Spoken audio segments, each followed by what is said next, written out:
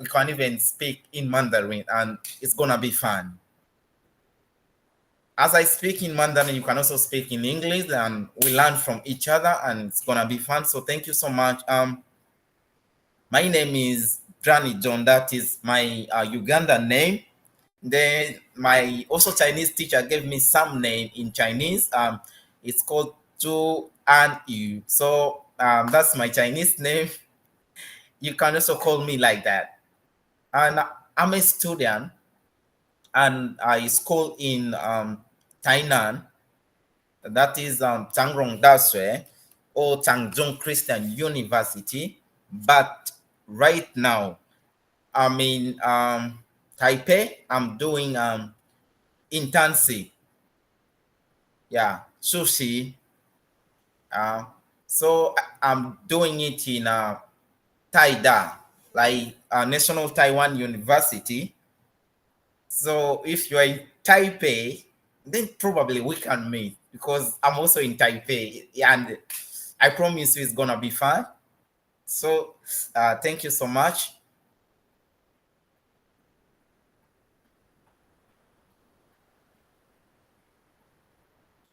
Then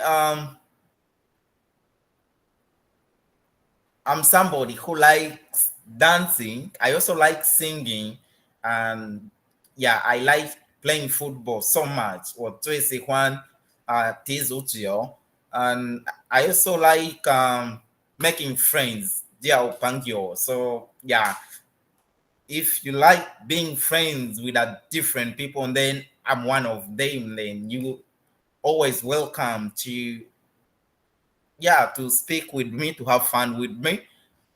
Yeah, this is one of my experiences. You see me here playing with kids. I also like to play drums, and I went to play drums with kids.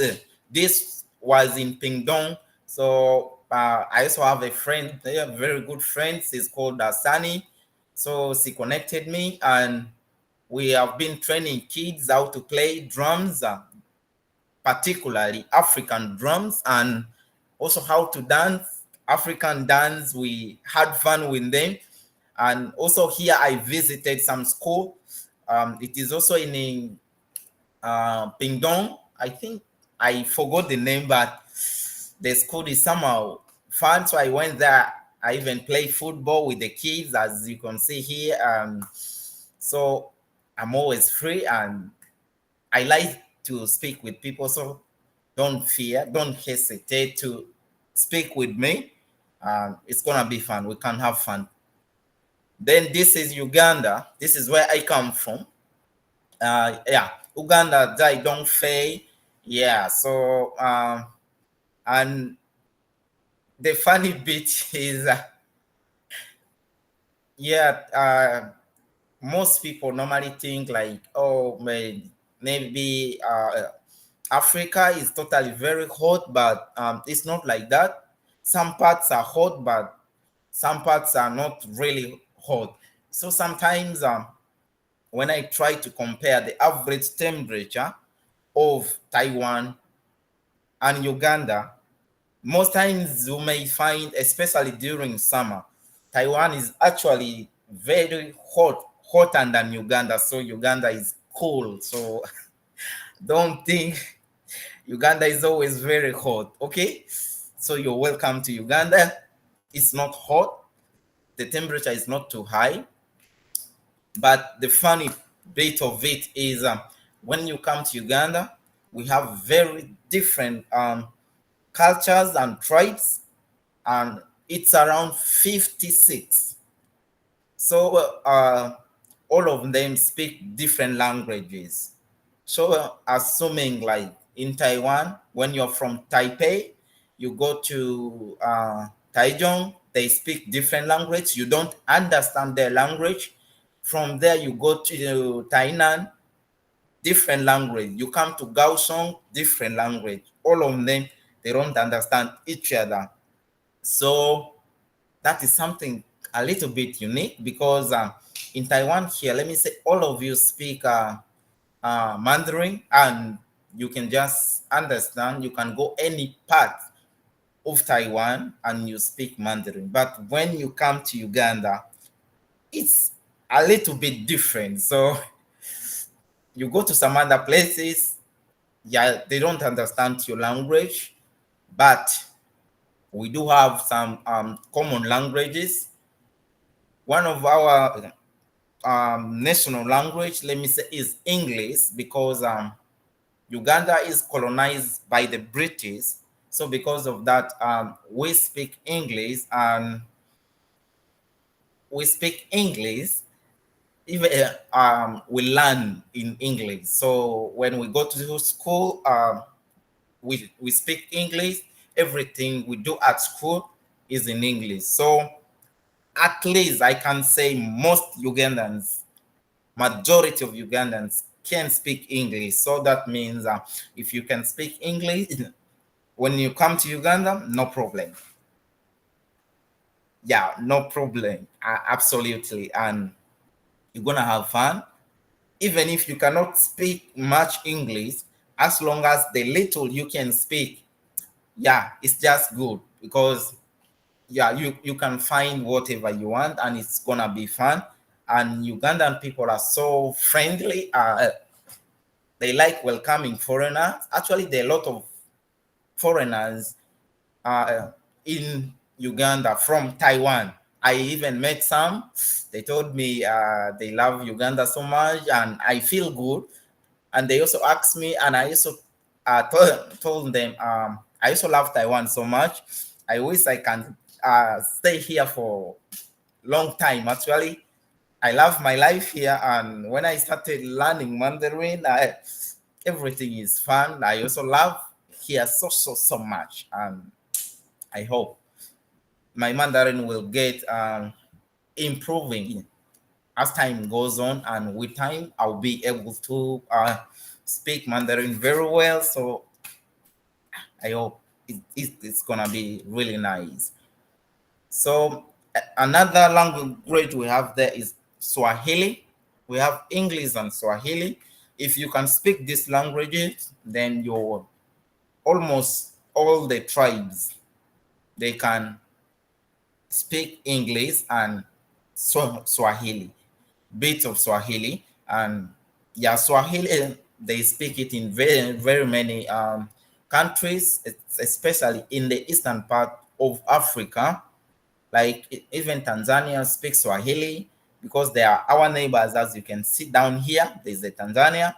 Then also DRC, they also speak Swahili. Even Sudan, they also speak Swahili. So where I come from is here. I come from Arua. This is my city. It's called Arua. So I'm near DRC Congo, and also Sudan is not far from me. So I've been to Sudan and DRC Congo. So yeah, mostly people talk about democracy in Uganda, whether we are democratic country, and I can say so. Yeah, we are democratic country, and we got independence from the British rule in 1962. So that is when Uganda got its independence from the British. As I say, we are colonized by the British, people from England, UK, let me say like that. Yeah, so and democratically, we also have elections like Taiwan, but ours it's after every 5 years. We have election for the president, um, for the members of parliament and different positions. Is so you get I can say we are democratic country, though maybe our democracy might not be like that one of Taiwan because of some other one two issues.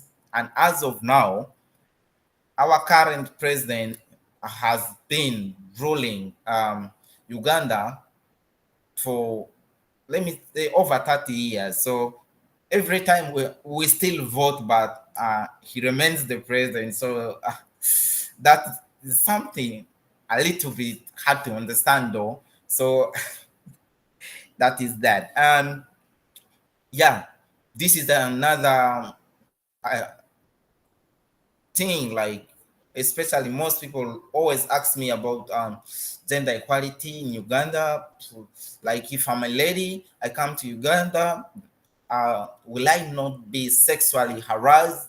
Will people not touch me like inappropriately? And I always tell people, um, of late, like in the past 20 or years, I can say gender equality in Uganda has also greatly improved. Yeah. And also we have the equal opportunity, though still the differences are exist, as you can see from these percentages, like like around 66% of the women are in active labor forces compared to like men is like 74 from here, but it has greatly improved. And we also respect gender equality. So when you are a lady and any person touches you inappropriately, you can go to the police and that person will be in prison, because we do respect that so much. So don't worry, you welcome to Uganda. Nobody will sexually harass you or maybe do something which is inappropriately. Then they will also be arrested and they are going to face the law. So you're safe. At least I can assure you that, though ours might not be like that one of Taiwan, but still we respect that aspect, especially in the cities, especially back. Maybe in the villages, still people have that mentality, like, yeah. And as you can see, of the four most important government positions in Uganda, apart from the president, the three are all held by women. Our vice president is a lady, the prime minister of Uganda is a lady, and even the speaker of the parliament of Uganda is a lady. It's only the president. Uh, so that shows to you that we also value women so much and we want gender equality. That's why the government say all of the four positions, let's give three to women so that they can also fight for women rights and they bring gender equality to the top in Uganda. So as you can see, yeah, it's gonna be fun when you come to Uganda. Then this is our capital city. It's also beautiful. It's our Taipei. So it's called Kampala. Yeah, so this is our capital city. It's called Kampala. It's also nice. When you come there, you're gonna have fun. If you've been to Malaysia, it's more like Malaysia. Like the city life is more like in Malaysia. Like so, there are a lot of people on the street. People are walking on the street. Like they're selling on the way. So it's more like that. So then that is, yeah, like Uganda's clothes. Yeah. So how we culturally wear in Uganda. Yeah. Uganda ran Ifo. Yeah. So like let me start with women. Yeah. New Sangren. So women normally wear the a dress we call gomasi. We call it gomasi. It's like official cultural wear. People normally put on it like when they're going for something uh, important. It can be marriage festival, it can be wedding, it can be maybe birthday, or it can be some cultural activities. Like so people wear the gomasi. It's like more of a cultural wear for women, official, like let me say like that. But now when people are at home, normally they put on what we call chitenge. So the chitenge is this one, the one on the right. Yeah, so they normally dress like that, and this is like a casual wear. So you can wear it to stay at home. You can also wear it to go to church, to visit friends. So mostly when we're at home, yeah, we wear this type. But of late, like we still have a lot of these modern clothes, like the one we put on here in Taiwan. So normal people also put on that, but still, uh, people like to wear the chitenge. Like especially ladies, they tailor it like this, and I think it looks nice. Yeah. Then let me come to the men like Nansang, and so like culturally they wear a cloth like this. It's called a kanzu, and it's called a kanzu. They normally wear it. Excuse me. I also have it here, as you can see. I don't know if you can see. I have mine here. So right now I didn't put on it, but I have it like. So maybe next time you can see it from me. Yeah. So I have it with me. Yeah. I have it with me. Yeah. It's this one. Like it's we call it kanjo, and it's also more of like cultural wear, especially when we are going for some functions, like also maybe cultural activity, like birthday, like not necessarily birthday, I think, yeah, but wedding, something like wedding or cultural marriages. Men normally put on the kanzo, and they dress like this. I also have mine plus my coat, like yeah. So maybe next time if we have opportunity to meet, yeah, I can put it on. You can see it from me.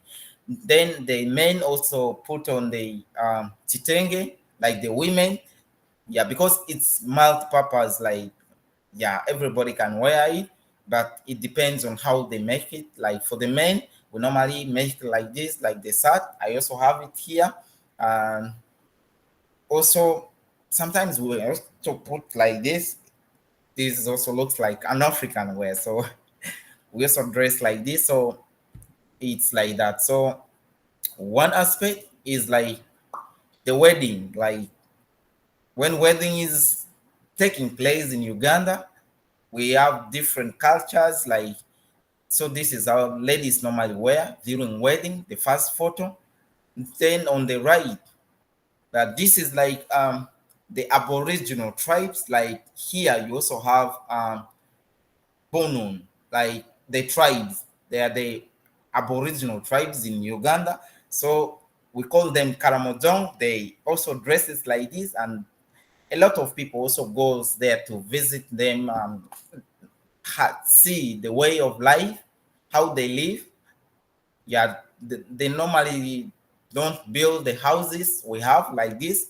From them, they just build temporary houses because they are always moving from one place to another. They settle like 3 months and move to another area. So they are like that. So then this is also another tribe, how they wear culturally. Like then this is the kanjo, like as I said before. And then this photo is yeah, wedding in Uganda. This is normally how people wear. You see, this is the kanjo and this is the gomasi. So that is it. And yeah, it's fun. Yeah, then let's go to the other aspect, which is the food, because I like food so much. So I always like to talk about food because I like eating and I like to eat. I like food so much. So, Ugandan food, we eat a lot of food, but mostly we eat green banana. So most people find it strange. You eat green banana? They think like, oh no, like the banana when it it has ripened and people eat it. But for us, we eat it when it is still green. So we cook it, we peel it, we cook it, and we mash it. We make it look like posho. Like then we eat it with the sauce. You can eat it with beans, you can eat it with meat and chicken, something like that. So mostly we eat that one a lot. And also cassava, we also eat a lot of cassavas, and we also have a lot of potatoes, like the Irish potatoes. We have them a lot in Uganda. Chips, like a lot. We grow it a lot in Uganda, so you don't have to worry about chips. When you come to Uganda, you can even make it by yourself. So mostly that is our food.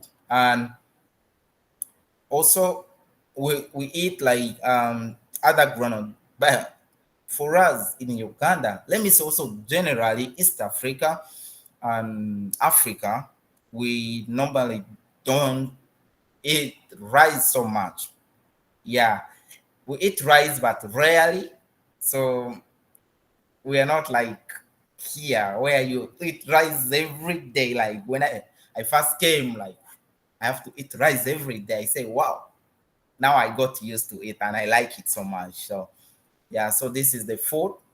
As you can see, this is our chips. We will have even the this is the green banana, and this is the beans, and this is we call it chapati. I don't know how should I say it, but we also like it so much. And this is as you can see, this is our sweet potatoes, like, and it's nice. And so when people normally come outside, people know Uganda as a destination for tourists. If you like, say, animals, like the wild animals so much, you welcome to Uganda. You will see a lot of different wild animals. So mostly people come there um, for tourist attraction. Like tourists normally come there for adventure, and you see a lot of different kinds of animals, and there are really many. So I have the video here, but it's gonna take long. So let's reserve that one for next time, maybe when we meet. Yeah, you can see.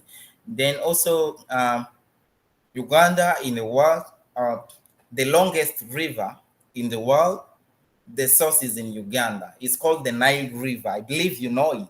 So it started from Uganda. It started this area. It goes like this, crosses to Sudan, then it goes up to the Egypt, it crosses Egypt. So it is the longest Nile. So it started from Uganda. So mostly people normally come there to see the source of the Nile. How does it look like? The longest river, where it starts. So yeah, it's nice. And we also have the second largest fresh water. It's the Lake Victoria. We share it with Tanzania and Kenya. It's a very big lake, so we share it between the three countries. So later, Benica will also talk about Tanzania. So we are neighbors. Though me, I'm very far from Tanzania because I come from Arua. Yeah. So there's something I like to do. It's actually more of a personal interest because as we talk about gender equality, there are some other things we should not forget. One is the period poverty. And when I talk about period, people always feel like, oh, you're man, you're not supposed to mind about it. But I say no. When we talk about gender equality, that means we are equal. If we want to be equal, then issues which affect ladies, we should also take it. So that is how we become equal. So I took it as an interest because I discover it's still a challenge in Uganda, especially in the villages. I like, like the rural areas, it's still a very big challenge. So a lot of, like in 2019, they say one out of four girls drop out. Imagine, out of school because they start menstruating, and also they miss classes because they are on menstruation. It's because they feel the same, uh, because normally when they start experiencing that, sometimes people at school laugh at them because they don't know about it, especially the boys. And ladies, they are shy, so when people laugh at them, they feel like, tomorrow I'm not coming to school, so they tend to miss classes because of it. And this is something which is natural, and it shows the ladies are normal. I believe like people should not be afraid of it, like, because it shows you're good, you're healthy. So I took it as an interest to also pass some like sensitization about it. So normally I go to schools and I talk to boys because I want them to be involved, because the moment they're involved, they start to understand the ladies, and the ladies normally start to feel confident, and so it's good. So we still have a lot of challenges, which leads to the period of poverty. One is poverty, and the poverty rate is still very high in Uganda, not like Taiwan. Uh, Most people still they are below the line, so that means it's hard for them to have money to purchase like the sanitary pads, and that is another challenge. And also poor water supply, especially in the villages. And you know as a lady, when they're menstruating, they need clean water because they need to clean themselves. So that means when the water is dirty, it causes infections to them, and which can lead to some uh, great like effects in their future, and can hinder their progress. And we also have unclean sanitations, especially when you go to rural areas, like the toilets are not clean, so the girls cannot go in and clean themselves, and change maybe their sanitary pads, they are not so clean. So that is another big issue. Then we also have the cultural issues, especially the Aboriginal tribes. They still have a belief when a girl is menstruating, uh, they are not clean. So they like, when you experiencing menstruation, you are not supposed to be with other people. You're supposed to be alone, and it's not nice because they believe like maybe you are not clean. So that is something we are fighting. It has greatly improved, but still, um, it happens in some areas, not much, but it's still there. And then also lack of knowledge about menstruation, especially men and boys. They feel like, oh, that is not our part, and that's part for the ladies, so they don't want to get involved. And also parents, like men, especially fathers, they feel shy to talk about menstruation issues to their daughters because they feel, oh, like it's not appropriate, maybe culturally. But that's not the case. We should be um, we should take responsibility and talk about it to the girls, and we make them feel good about it. Yeah. So then also when we go to the government hospital, because most during that period the ladies experience pain, and sometimes they need things like painkillers. And so when they don't have money, it becomes a little bit hard, and they need to go to maybe some other places. And or because they don't have money, men with money will say, I can give you this, and then they tend to sleep with them. So which is not good, assuming like you're somebody like 16 and you sleep with a man who is like 50 years. It's not appropriate, because they can give you money to buy painkillers or to buy sanitary pads. And it's painful though, yeah, but that is something we're trying to fight. And even me, still, when I'm still here, I still organize online meetings and I talk to people about it. And I share the experience of Taiwan to my people because I want them to be aware.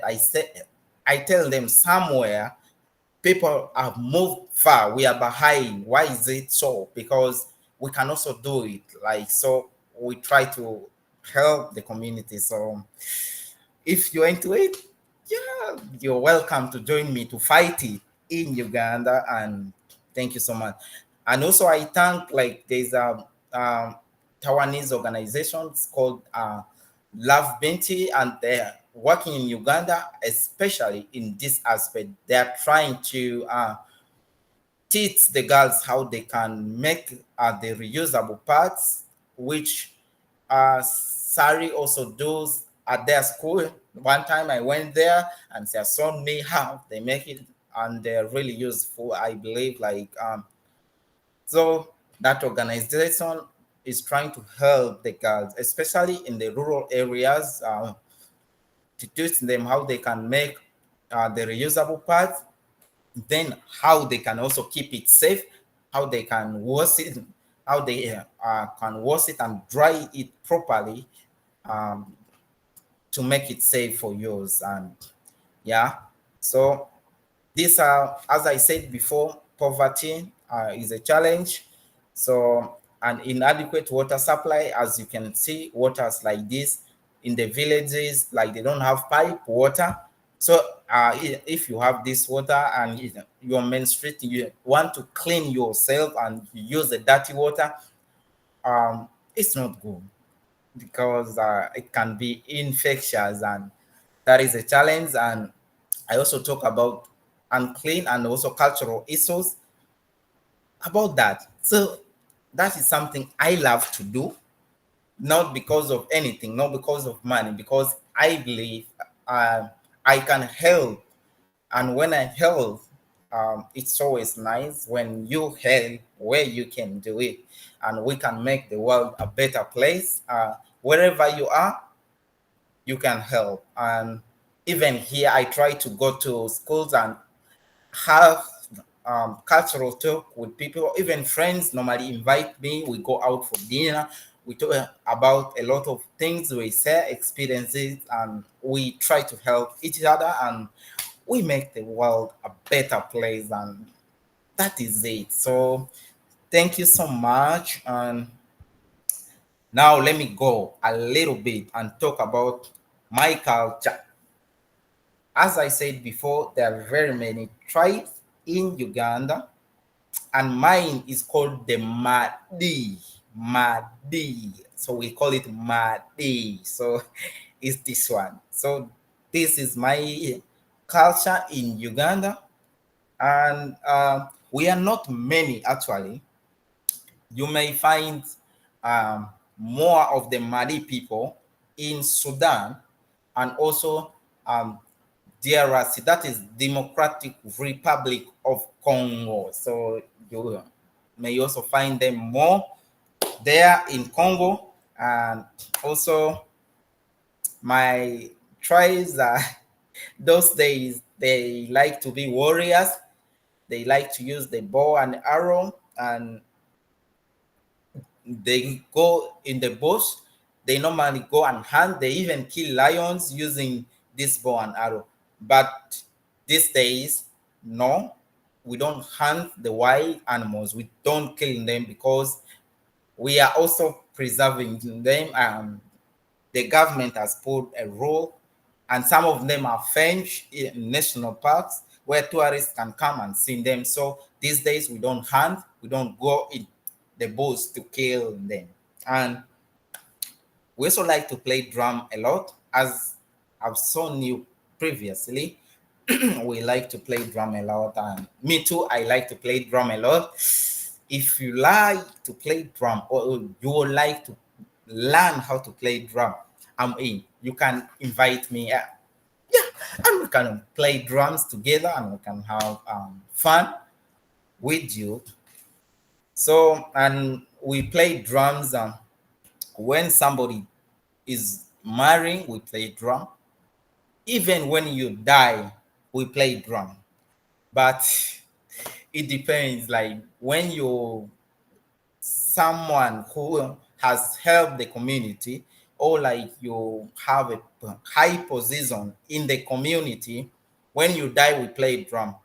But when you have not helped the community, when you die, we don't play drum for you. So if you want people to play drum when you die, so you need to help the community when you are alive. So that is something I'm trying to do. I'm trying to help my community. So maybe when I die, they can play the drum. They can say, oh, Drani has helped our community. He has fight period poverty and try to help us, and they can play the drum for me. I don't know, but that is it. So, and this is the type of drum we normally play.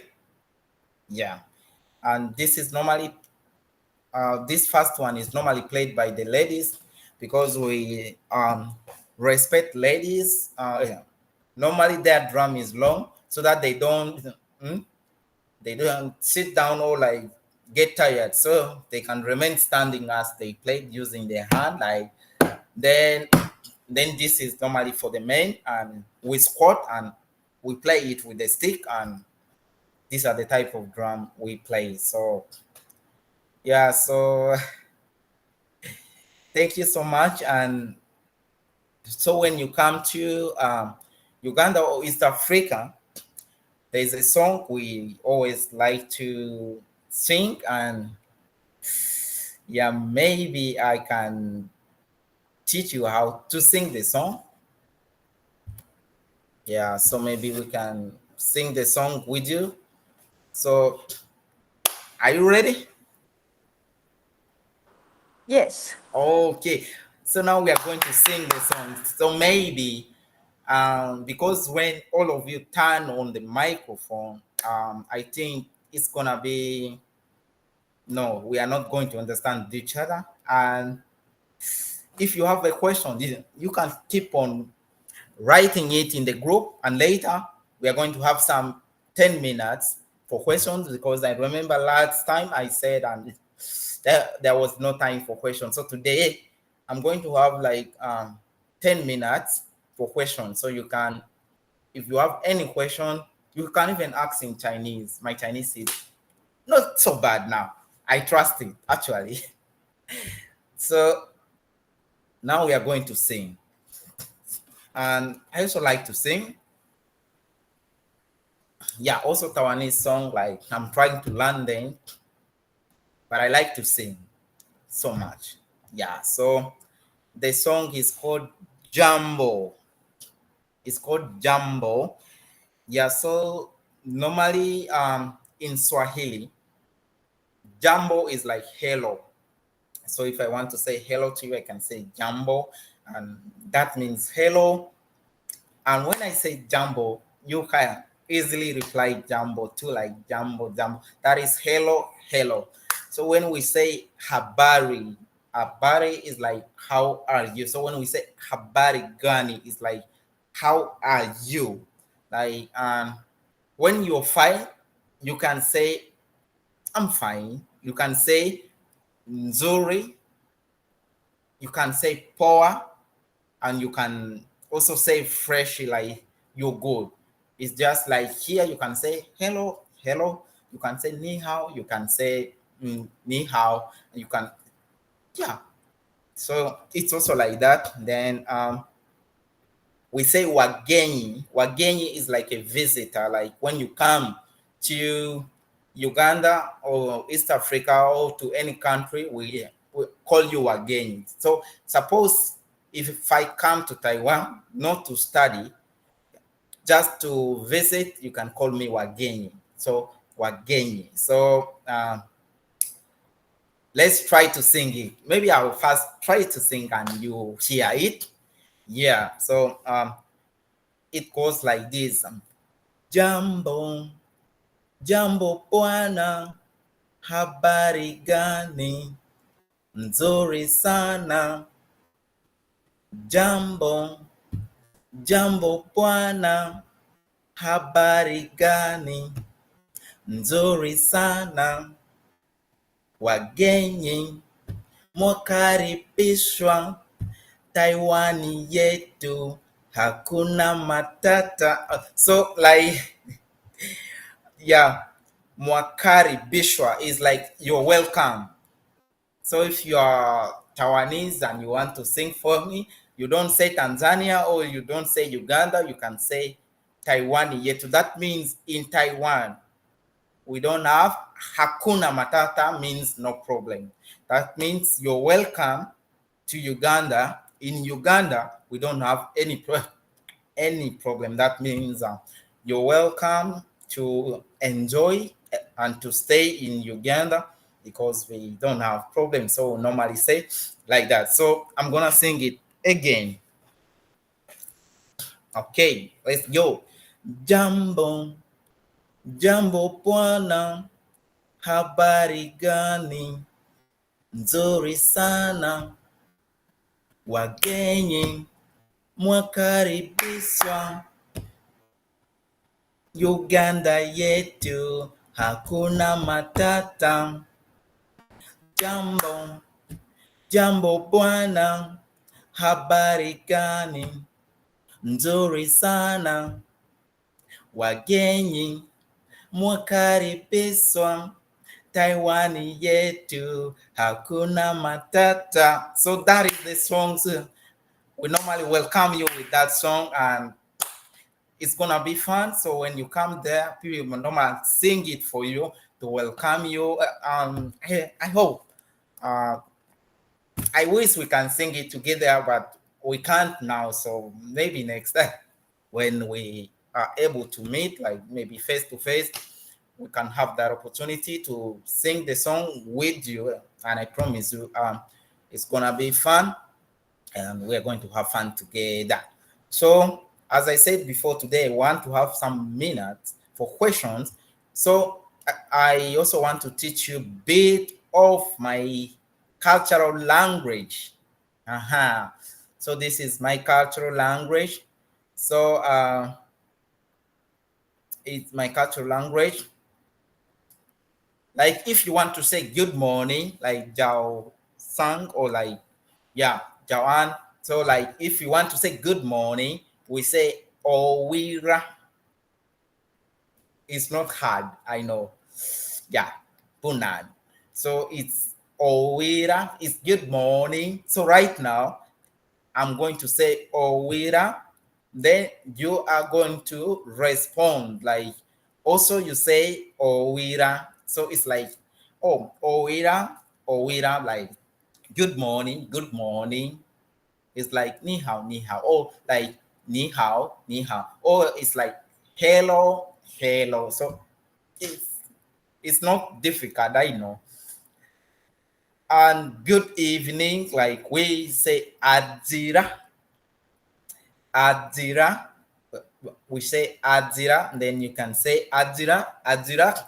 Then thank you, we normally say Manzora. And it sounds like when you want to say I'm going away in Mandarin, you can say Manzola, Manzola. Like Manzora, Manzola. It's almost the same. So yeah, thank you so much. And this is my Instagram, that is my IG, and this is my line ID. So if you have any question or you're within Taipei and you want us to meet, have a tea, or yeah, I'm always available. So you can have my line or my IG, and yeah, you can always contact me, and I promise you I'll always be free to interact with you, to share something with you. You can also share for me more about Taiwan culture, like maybe something I don't know, and I promise it's gonna be fun. And you can even invite me for your cultural guiding gathering. I can come there. You have drums, we can play drums with it. We can dance together with you. So, lastly, before we it's time for questions, as I said before. And as I said, I also like to sing Taiwanese song. Maybe there's something small I can try. It was those of teachers really like when I went to their school, the kids asked me, "Do you know this song?" Like, oh, so I said, I don't know. But later I took interest in it, and I'm still learning it, but almost. So I'm almost done, but I can sing bit of it, and I love it so much. And I think it's a beautiful song, and I know you all know it so much. So let me try it for 1 minute. Then it's time for questions. Okay. So I like it so much. So it's like Ting Aida Aishang ni Jong na Tien Ting Tien Mi Da Hanti Ting Aida Bierensi Ni Da Yen Ding Zai So Wo Yen I. So I love this song so much, and hopefully when we meet we can sing it with you, and I promise you, yeah, it's gonna be fun. So everybody, thank you so much for your time. I really appreciate it, and and it's time for questions. Yeah, if you have any questions, yeah, it's time. Yeah. Hi, Jenny Zhang. It's such a wonderful voice. And but we long for hearing you playing the drums. Do you have the African drums with you in Taipei? Oh, No, not yet.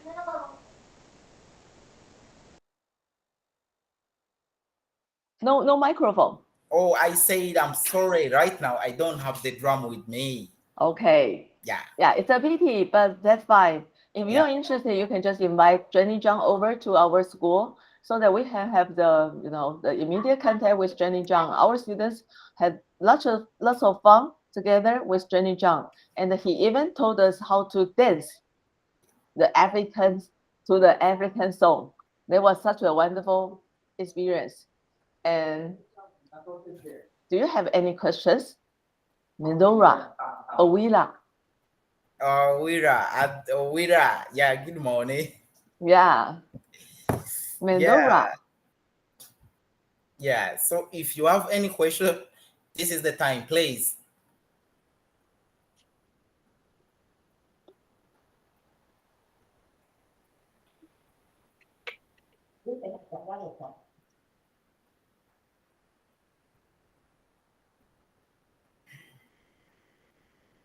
Any question?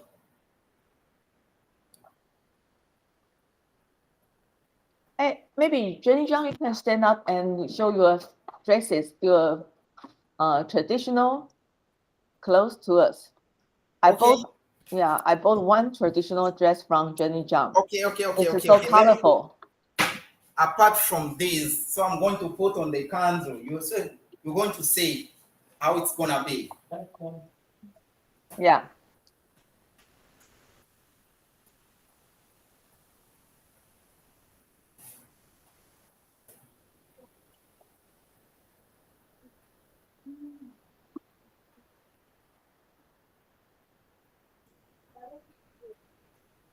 So I'm inside, and I don't know. So it's like this. Excuse me.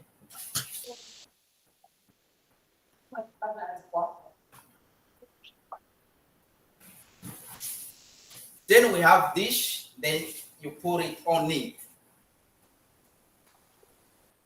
So yeah, like this. So we dress like this.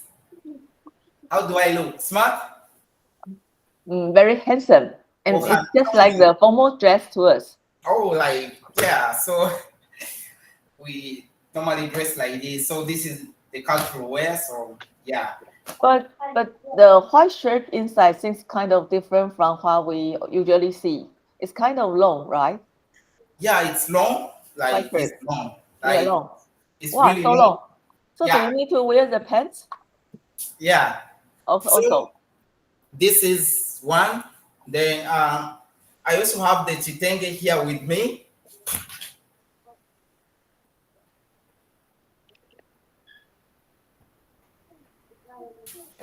So this is the chitenge. Like so, the chitenge I also have it with me here. So sometimes I also put it on it. So I have them. So if you want to see them, yeah. definitely you're going to have them. You seen them with me. Yeah. Okay. I like the colorful shirt inside.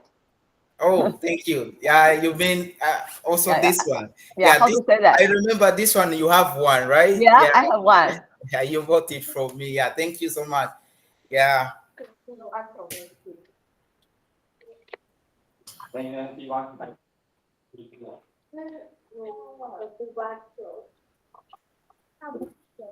Uh, Okay. So maybe let me say um, something small about what I like about Taiwan too. Yeah. Number one is I think like the Taiwanese people are really friendly. Most of them like they are. It's not that they don't know English, but they're afraid to speak it. But when you start to speak to them in Mandarin, they're really so friendly. Like even if you don't know much, you meet somebody, you want to talk to somebody, you can book how easy. They say, wow, they feel good and they're so friendly. That is one. And I also like the Taiwanese food so much.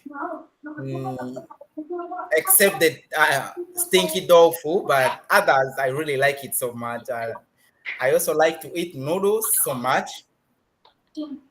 When I was in my country, I don't like to eat noodles so much. But when I came here, I like it so much, and I think it's really very nice, and I like to eat it, and it's so nice. And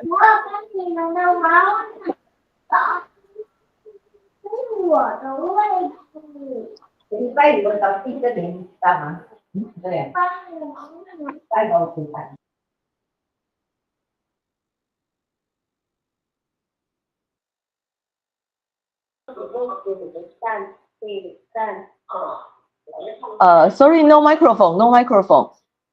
We cannot hear you. yeah, Okay, yeah, no, it's yeah. okay. I also say I think Taiwan is a very beautiful country and it's a beautiful place. And I wish I can stay here for more, even after my school. Though I don't know, but yeah. So lastly, thank you so much, Sise Taja, for and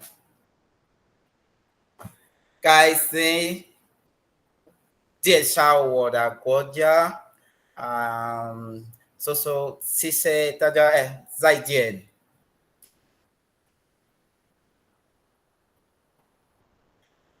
Yeah, so yeah, thank you.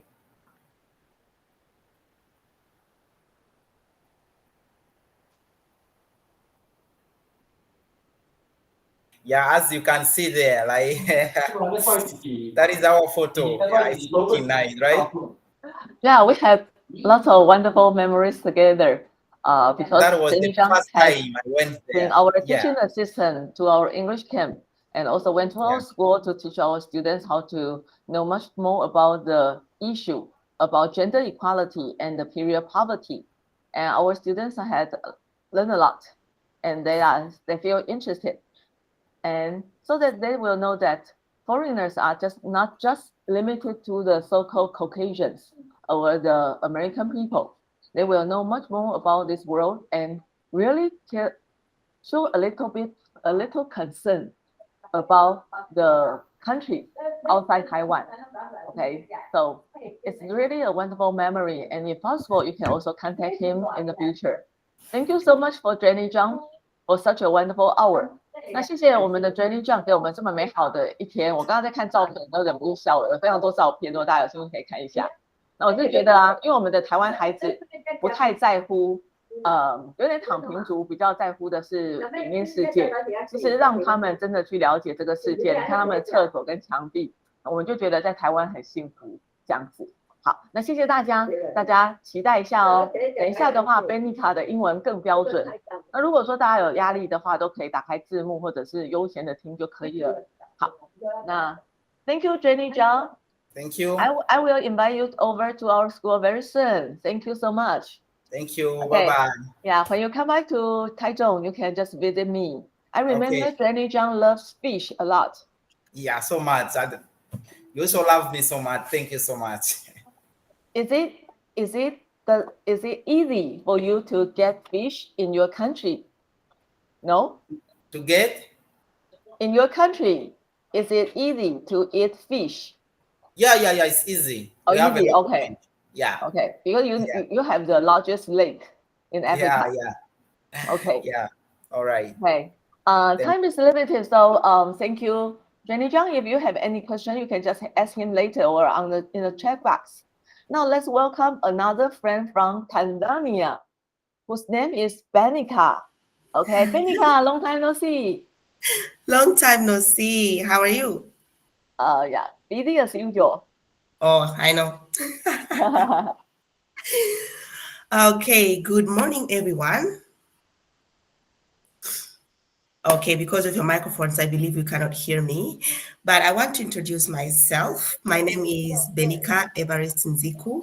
I am from Tanzania, very close to where Drani is coming from. Yeah, we are neighbors. We are neighbors. Uh-huh. Tanzania is a very beautiful country. Also, it's a very peaceful country.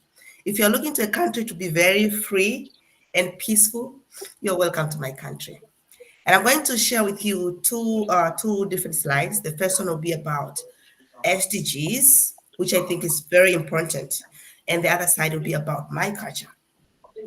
But also bear with me. I have flu, so my voice is uncomfortably coming out. But I believe everything is going to be fine. Okay.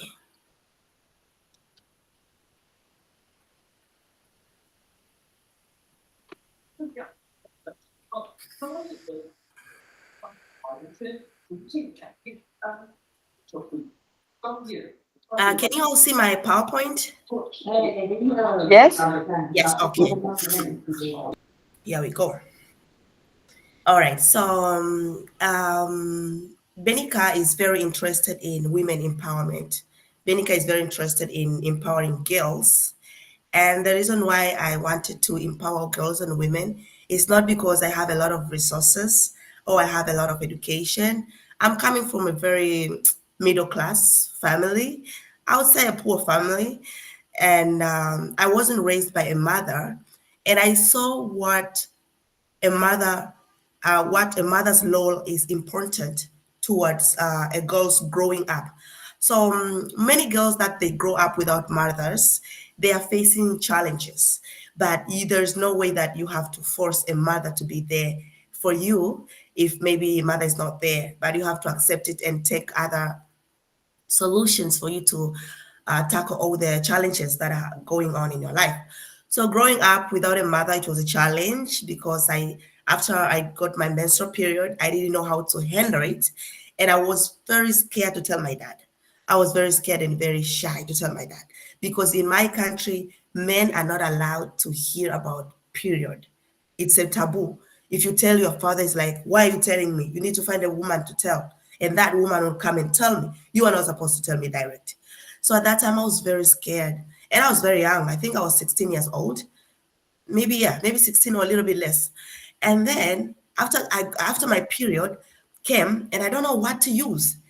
Okay, I took my shirt, my uniform, my old shirt, because maybe I had two or three. So I took my old shirt and I fold it, then I use it as a pad. It was very uncomfortable because it was very big, right? But that's how I handled my menstruation. And I was hiding maybe for a very long time until one day, one of my sisters saw me because it was a lot of blood on my skirt. I was sitting down. At that time, I'm sitting down. I'm very scared to stand up because I cannot stand up anytime I want. I have to check. My sister saw it. And I'm like, okay, you are menstruating. Because I was very even afraid to tell them because they will start laughing at me because that's how we live. Period poverty is not a very comfortable discussion in my country. So this is why I want to introduce it today and to tell you how my journey from that time to now. Okay. So actually, I've never heard of Taiwan. I've never heard about Taiwan, but I heard about Taipei when I was studying geography in elementary school. When we used to convert time, like, oh, maybe the teacher will tell you convert time from Tanzanian time to Taipei time. In my mind, I really didn't know Taiwan, but I remember this word Taipei. So always I'll be like, okay, I'm going to convert my time to Taiwan, Taipei's times +5. But I didn't know where Taipei is. And then when I'm coming to Taiwan, I thought Taiwan was China because when you get scholarship, oh, you're going to China. And then I'm like, okay. But when I came to Taiwan and Taiwanese, they say this is not China. This is a totally different country. And I'm like, okay. So my family still now they're struggling to say where I am. Sometimes they'll say I'm in China. Sometimes I'm Taiwan. But I just discovered Taiwan an independent country. It doesn't depend on China. It's a different country. So that still surprised me. And another thing is Taiwanese girls, they really inspired me. The way Taiwanese girls are independent. And I think like Taiwanese girls, they know what to do. And that really inspired me. I used to always, in my mind, I used to always compare Taiwanese girls and Tanzanian girls. I always like, if a Tanzanian girl of this kind of age will they be able to travel by themselves to a different country? Will they be able to have this kind of knowledge and this kind of mindset? So I always do this kind of comparison. And that's why I was like, okay, I should do a research. And I did a research comparing Taiwan girls and Tanzanian girls. And I saw that Taiwanese girls are very developed, very independent, very smart. I'm not saying my country mates are not smart, but I am really inspired by Taiwanese girls. I'm really inspired. They're independent. They know what to do. I got scholarship in 2019 in Changlong Dashue, Changjiang Christian University in Tainan, where Drani and I are. Like I graduated already, but Drani is still there. And the reason why I got a scholarship is because I was volunteering, or I worked with the Jane Goodall Institute, and it gave me a scholarship. But before I came to Taiwan, I had accomplished a lot of things, helping empowering women. I was so young, and I was dealing with political leaders in a very young age. Like this one here is like is a member of a parliament. Yeah, it's like a legislative representative in my city. I had to approach her and tell her we need your help for women. And she showed up. And that's how I worked. I used to confidently go to these political leaders with nothing and ask them, how am I going to do this and that? Can you help women and girls in my country? And when they look me, they're like, how old are you? And I'm like, oh yeah, I'm 20 years old. But then they'll always support my spirit because they see, oh, there's something that she wants to do, and we need to support her. Yeah. So, and why did I want to focus on these things particularly? Because of sexual harassment and reproductive health education inadequacies that was in my country, early pregnancies, school dropouts, and infections. After coming to Taiwan, I discovered how important education is. If somebody doesn't get education, their future is wasted because education is a key of life. If you don't have a key to open the potentials in your life, how can you succeed? It's impossible, right? So when a woman or a girl doesn't go to school, to me it's very painful. Because why are you not able to get your rights just because of finances, just because of money? And I opened a nonprofit organization that is particularly helping girls and boys to stay at school. When Shile invites me to her school, and I looked around the school like, this is a beautiful school.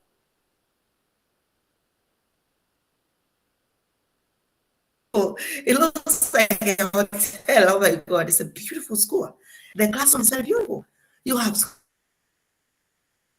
I'm like, this is very far for us as Tanzanians to reach.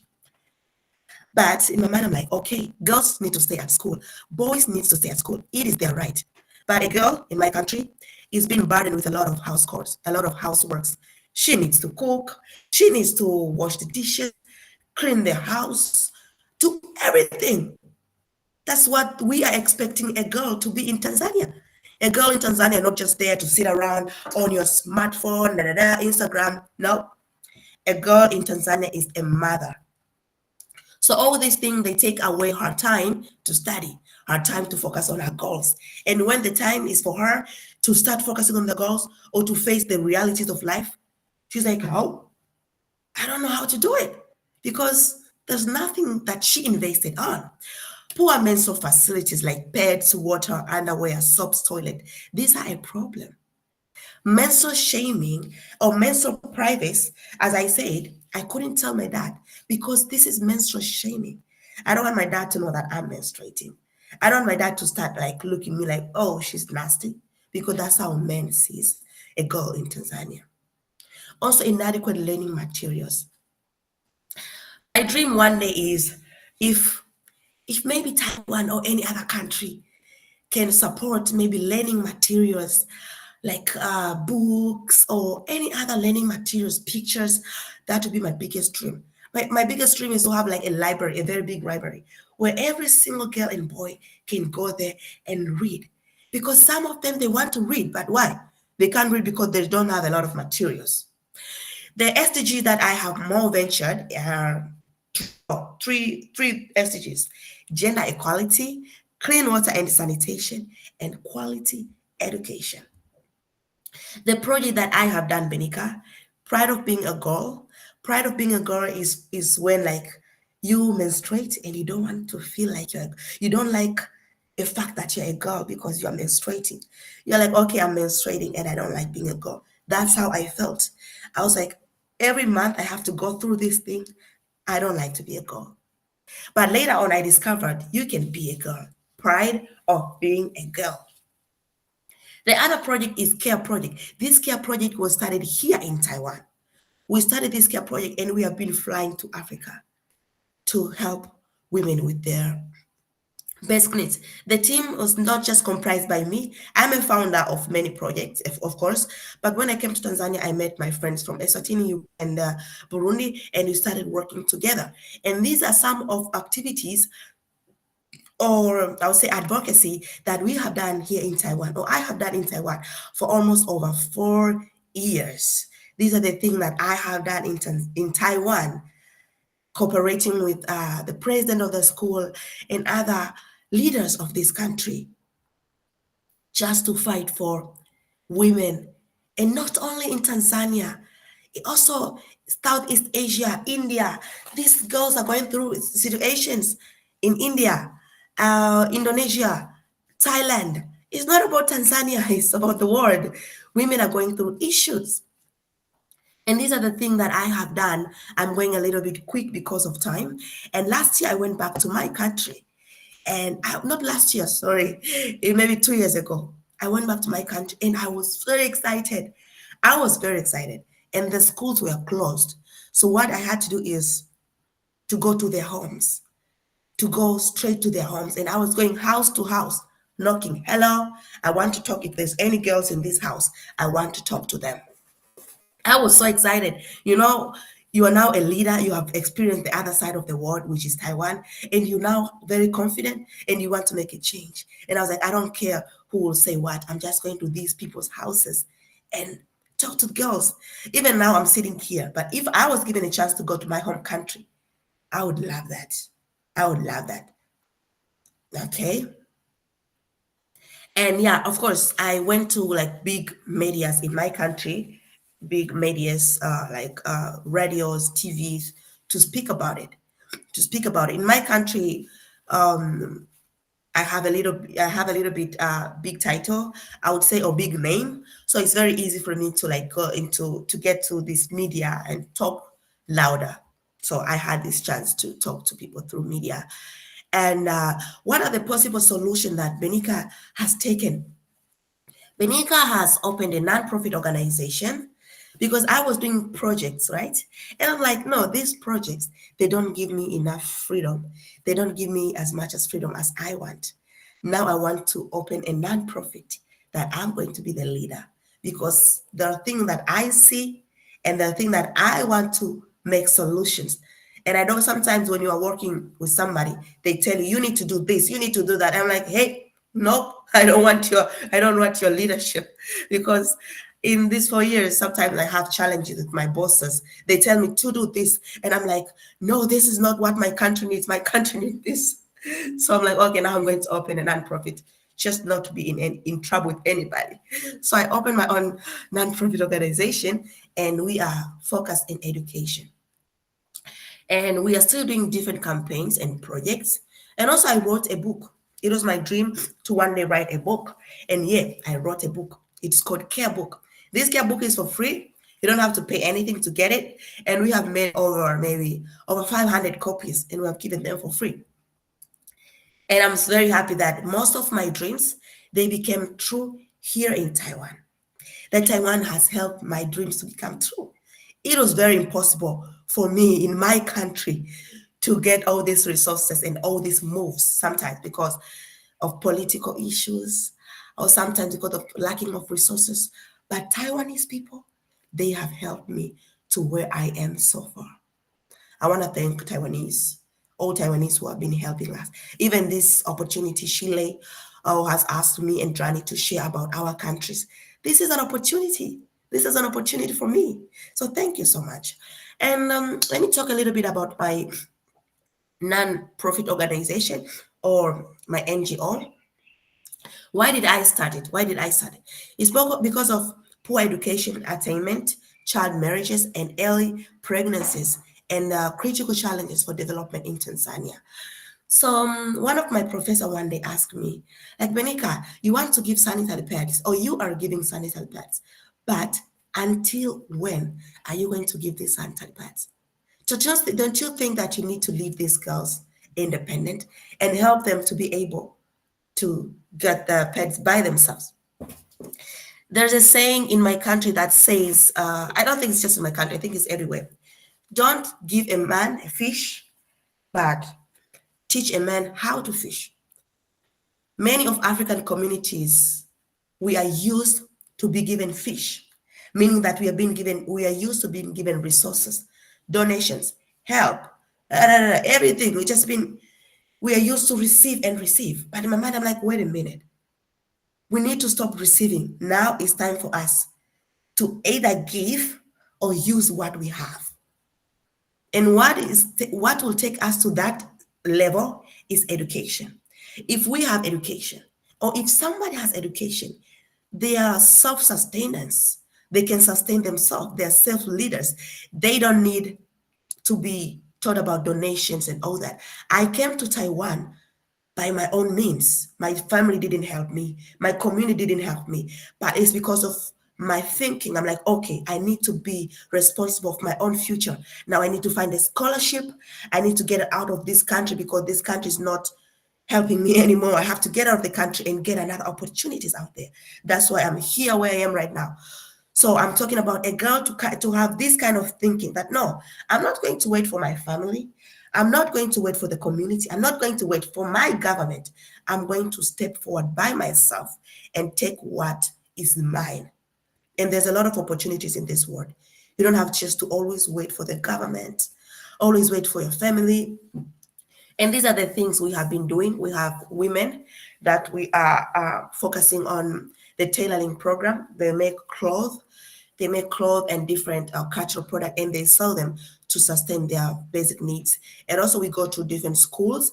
And our values are high education attainment, adequate health and services, and health education, but also gender equalities. Our main focus is teen mothers. Teen mothers, I mean like mothers who became mothers when they are still young, when they are still in teenager. I'm a mother now, but I got my child when I was 25 years old. Yeah, now I'm 26 years old. So I got my first child when I was 25 years old. My son is 1 year old. So I'm not a teen mother. I'm talking about teen mothers who were like in years old to 19, this age, and they are mothers. It's very hard for them to be mothers because they are teenagers. They don't know anything about motherhood and adulthood. So our focus was with teen mothers, a girl child, and a woman. These are our main focus. And our objectives is to bring together foreign and international volunteers and interns to share and spread their capacities and skills. You know what? One day, if you want to go to Tanzania, just contact me and I will invite you to my NGO and you will share your skills with the women and girls in my country. This is my biggest dream. So if you want to support my dream, one day if you go to Africa, just contact me and do something with my NGO, even if it's helping them to make a bag or even help them to make a little thing. That is something that we as people tell we appreciate a lot. But also another objective is establishing a learning center due to poor education attainment. A learning center, a very free learning center whereby everybody is just free to go there and learn and study. Mentorship program and leadership program, that's another thing that our NGO is focused on. Okay. And I went to Tanzania a few months ago, I think maybe 2 months ago. And these are the things that we have done with the students. And we went with one of my Taiwanese friend, and we are so excited to meet Tanzanians. And these are the women that are in the NGO. And these are the product that they have been making. So I was asking her about some questions about the product that she have made. And we would appreciate your hand on our project, and whatever that you want to reach out, please. This is my email, this is my line ID, and my IG and Facebook, Benica Nziku, my regular name, and my email, nzikubenica@gmail.com, and I'll be able to talk to you more about the SDG part. So I think if you have any questions, just wait a little bit and until we wrap up the whole session, and then I'll welcome some minutes for question and answers about the SDG and the culture in general. Okay, so let's forget about the sad part and the hustling part of Benica and of Tanzania. Let's forget about that. Let's get into another exciting part of Tanzania. Yes, Tanzania, in spite of the poverty issues, women challenges, Tanzania is a beautiful country. Tanzania is a culture-rich country. Our culture is very rich. Why? It's because we have more than 121 tribes. So imagine this 121 tribes, they have their own culture, their own languages, their own lifestyles, customs, and traditions. So this means Tanzania is just a rich country of culture, but not only culture. Economically, Tanzania has a lot of resources. Tanzania has minerals, big lakes and rivers, forest, has a lot of things. But with all these things, Tanzania is also poor.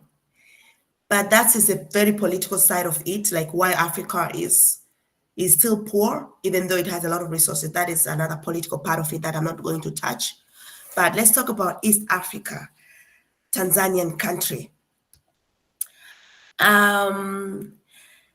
In Taiwan, since I came to Taiwan, I have been partnering with different people, different companies to share my culture.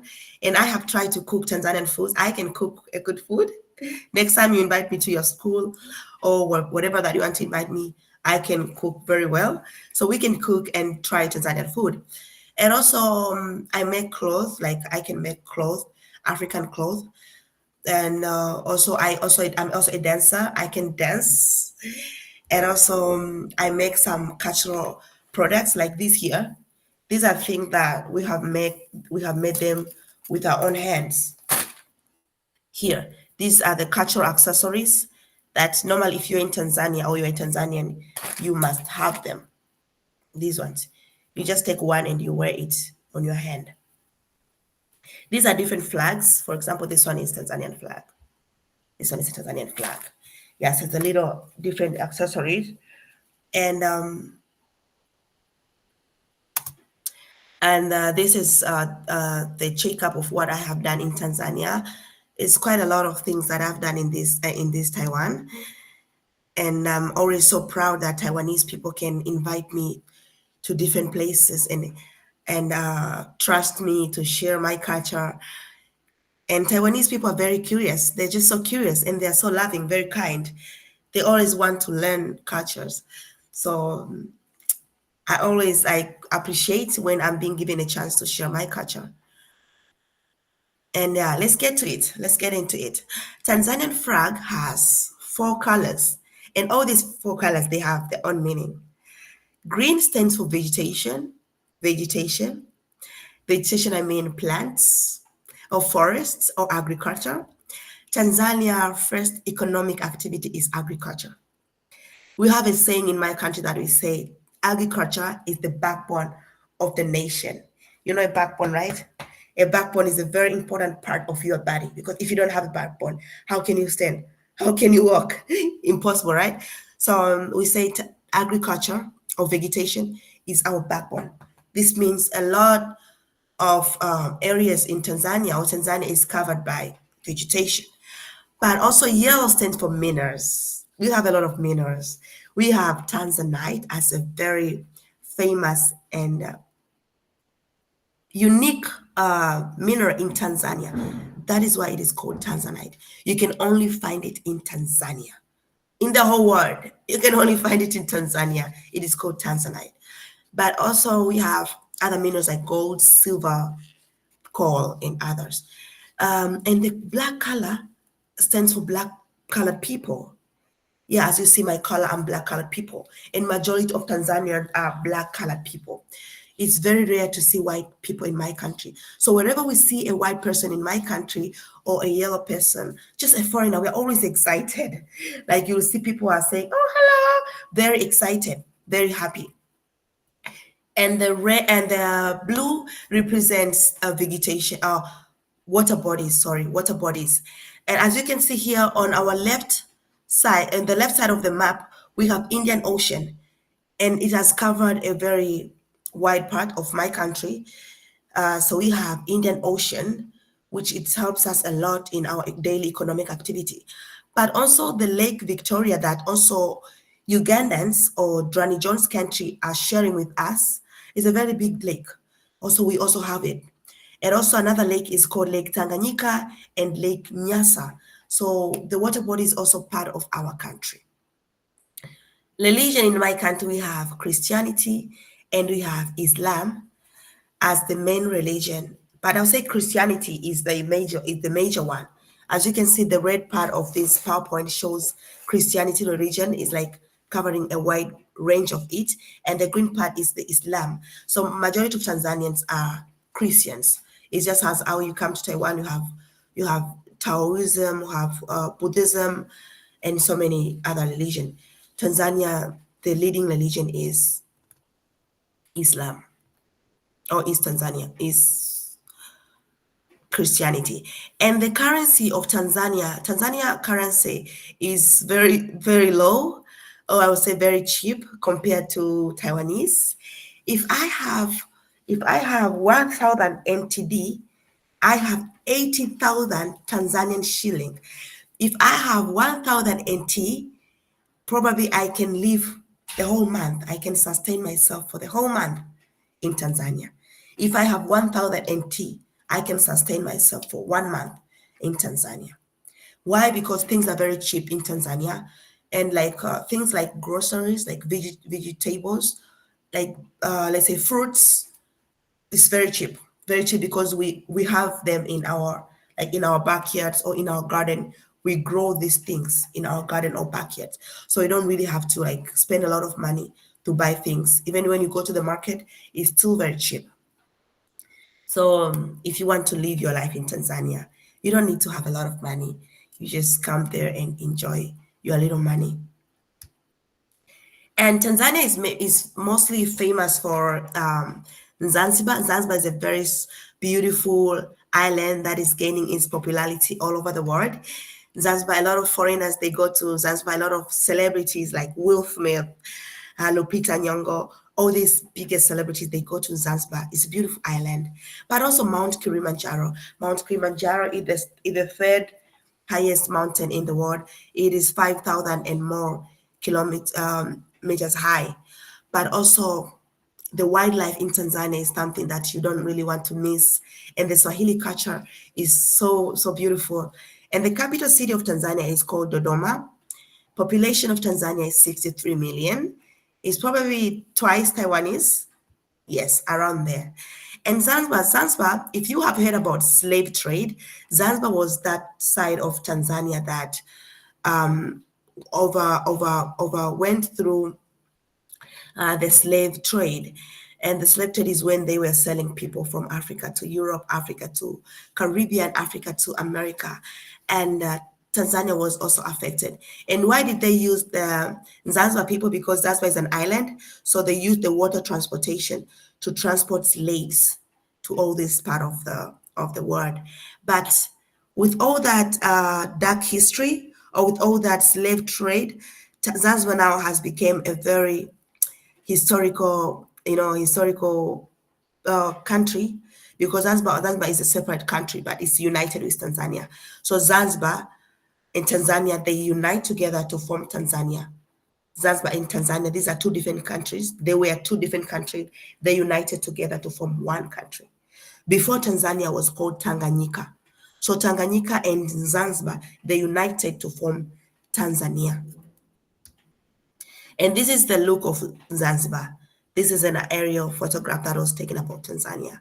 And the sand in Tanzania, the sand, the beach, in most of beaches in Tanzania is white sand. Because sometimes I'm shocked when I go to Taiwanese beach or coastal sites, and the sand is dark or the sand is brown. Sometimes the sand is gray. But yeah, it's all good. But surprisingly, my country is like clear white. Yeah, so these are the classic beaches and some of the demonstration that shows that there was slave trade here. And Zanzibar, because of slave trade or slave market, there's a lot of cultural fusions in Zanzibar, because Arab people from Muscat, from Oman, from Dubai, these Arabs, they came to Tanzania and they went to Zanzibar and they sent their culture. So Zanzibar is a mix of many different cultures. You can find Arabic cultures, you can find Western culture, because all these people, they used to go to Zanzibar. So even the people of Zanzibar, they are not as dark skin as Tanzania, like people in Tanzania mainland, because the people in Zanzibar, they are very mixed. Even their hairs are different. The texture is different, very curly and very soft. But if you go to Tanzanian mainland, the hair is very hard, and people are very dark skinned, because they are like pure Africans. But in Zanzibar, they have a little privilege. They are mixed, which I like about that. I like about that. Yeah. And Mount Kilimanjaro, as I said, is the highest mountain in Africa. Yeah, it's the first highest mountain in Africa. It is almost 6,000 meters high. And a lot of people go there to hike. I've never hiked myself. I've never hiked Mount Kilimanjaro. It's expensive to hike there for a local person. It's not easy to afford this month, but probably now I will be able to climb if I want. And there's always a joke that people say, oh, Mount Kilimanjaro is in Kenya, and Tanzania, they'll say, oh, Mount Kilimanjaro is in Tanzania. So we have this kind of, these confusions. But of course, you can see here, Mount Kilimanjaro is in Tanzania and not in Kenya. Yeah, but Kenyans are always offended and always upset if you tell them that Mount Kilimanjaro is not in Kenya, it's Tanzania. They'll be very angry. So if you meet a Kenyan, just tell them, oh, Mount Kilimanjaro is in your country. They say, oh, yes, yes, yes, they'll like you. They'll like you. Yeah, so one of the world's best wildlife can be experienced in Tanzania. Why? I'm talking about the big five African animals. The big five African animals. Tanzania is covered, almost 35% of Tanzania is covered by national parks. 35% of Tanzania is covered by national park, and which includes the very famous and a big park that is called Serengeti National Park. This is a very big one, and I encourage visitors to come and see them. And the big five includes the African lion, African leopard, African elephant, Cape buffalo, rhinoceros. All these animals, they can be seen in my country. And some people, they always ask us, oh, so if you are in the outside of your house and you're like doing your own thing, can you see a lion or can you see an elephant? Some people, they think we're very close to animals like that, but it is not that close. It is not that close. But actually, in some communities, example, in my city, I'm very close to a national park. And sometimes lions, they will escape from their habitats or from their national parks. They will escape from there and come to where people live. And so sometimes the government will just announce, oh, there are 5 lions that are in the streets. Just be careful, stay at home. Yeah, and these lions will eat cows. Sometimes will eat cows, will attack people. Yeah, so this is very serious. Animals are very close to human settlements. Yes, so sometimes the elephants will destroy the agricultural projects in Tanzania because we're very close to animals. Yes, and the Serengeti National Park, this is something that I will show a video later. It's a very beautiful national park. A lot of foreigners go there.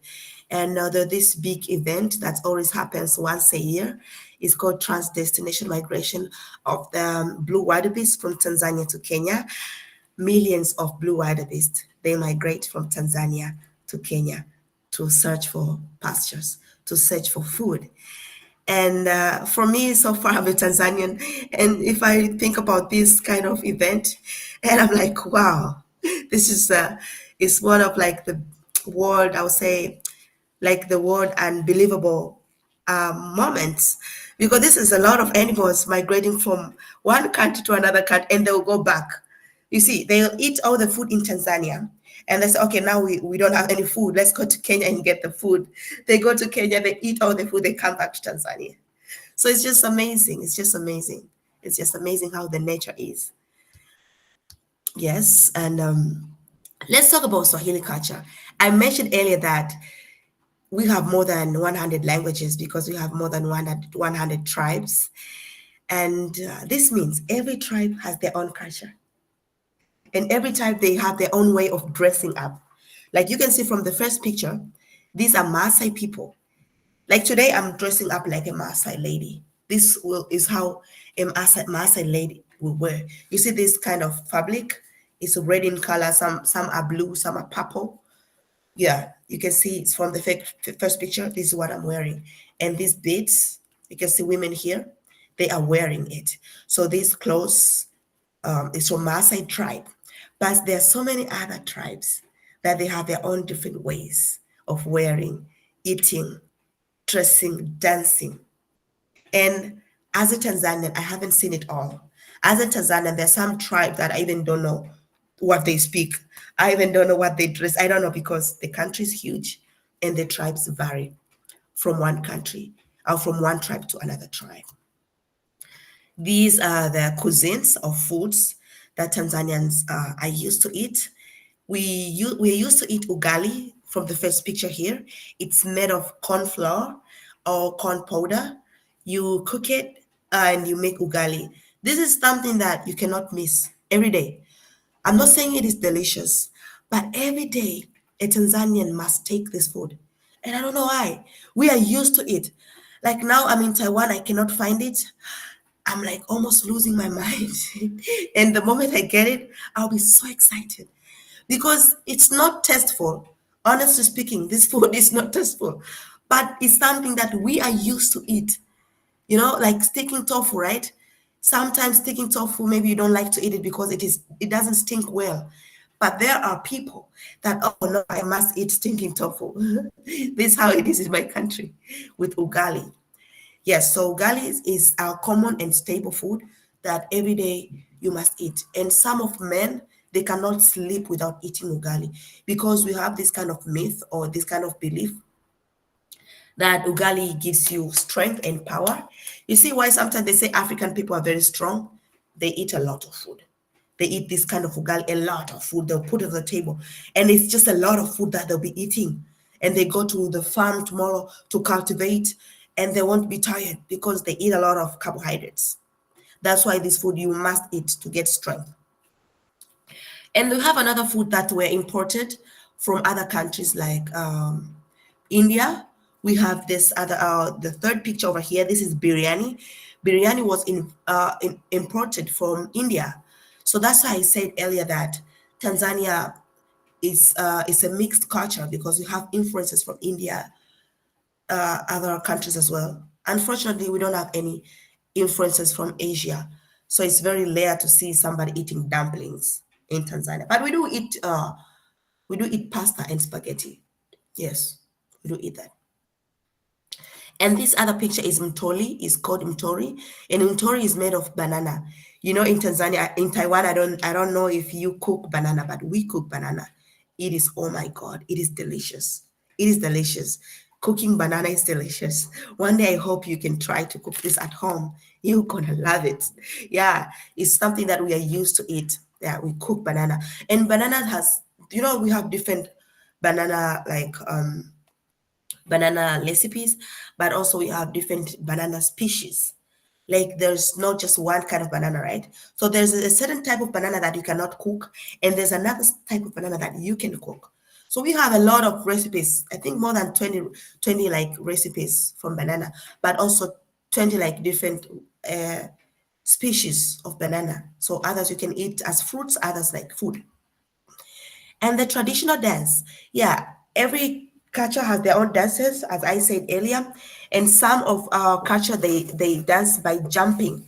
The Maasai people, they dance by jumping. Excuse me, I'm not feeling a little comfortable with my nose. I apologize for that. But yeah, the traditional dance, some culture, they jump high. They jump high. This is showing their pride. Like the Maasai people, they can jump 1 meter high, 1 meter high, like just jumping. And the Maasai women, they always shake their shoulders like this, like this. And that's why they wear this. So this will always go like this when they are dancing.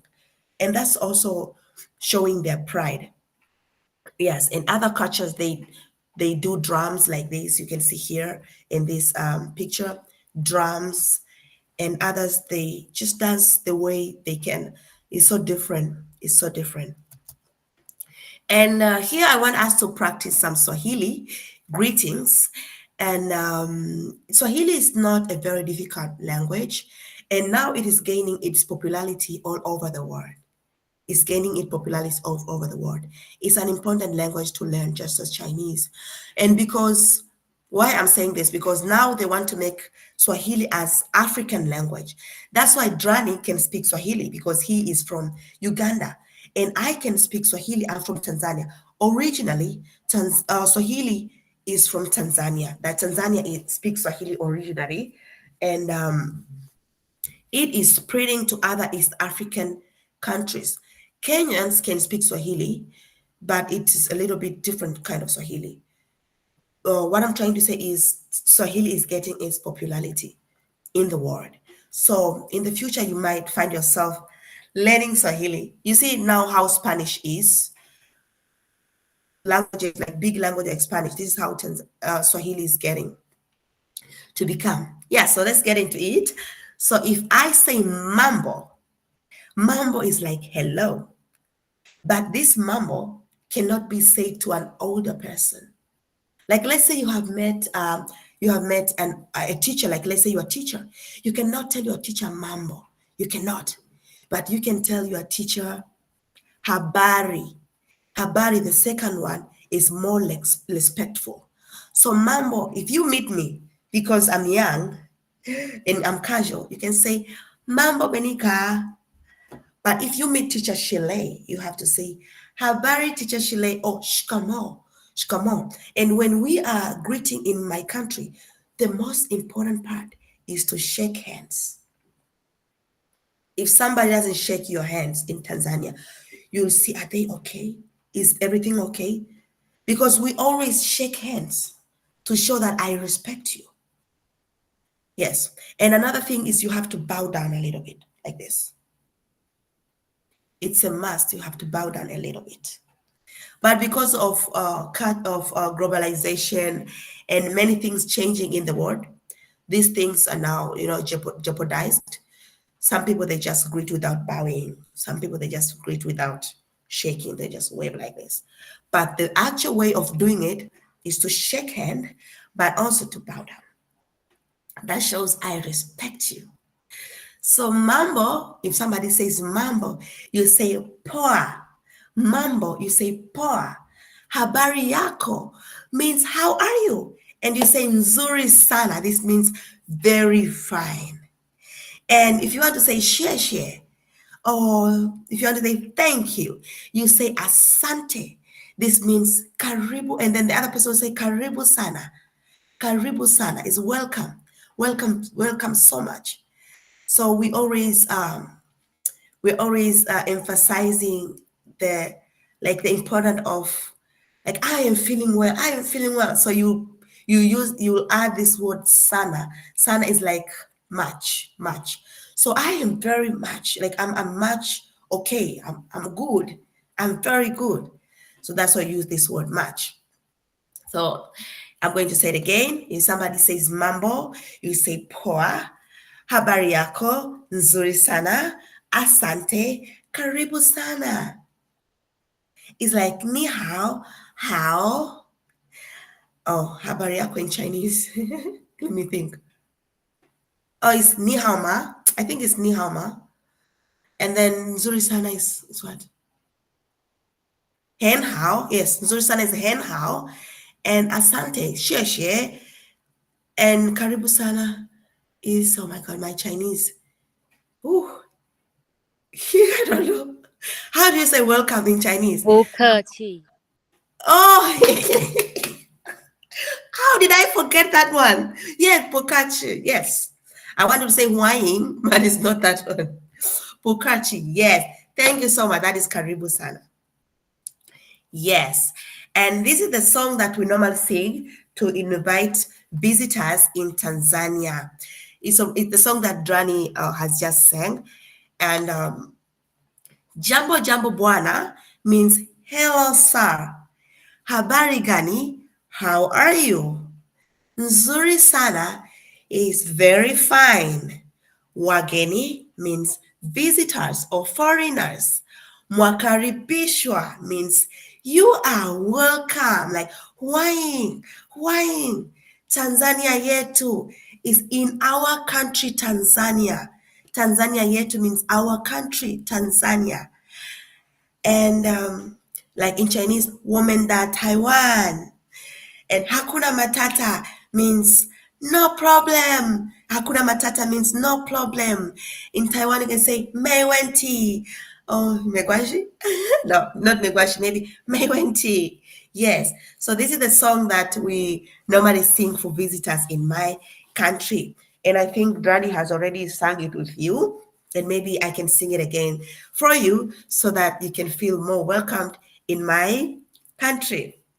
Yes, my voice is not good, but I'm going to try. Jambo, jambo bwana, habari gani? Nzuri sana.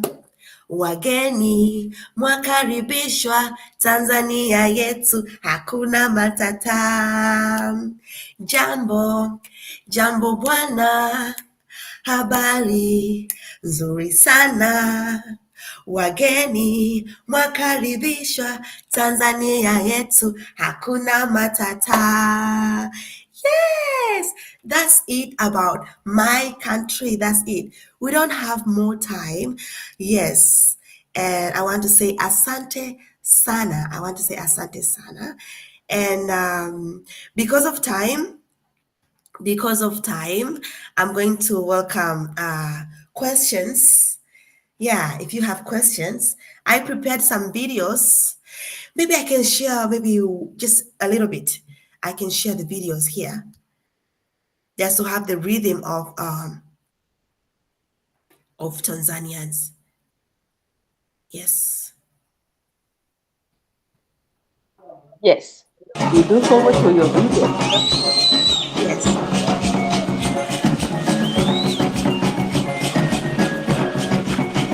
Can you hear it? This is one of the traditional.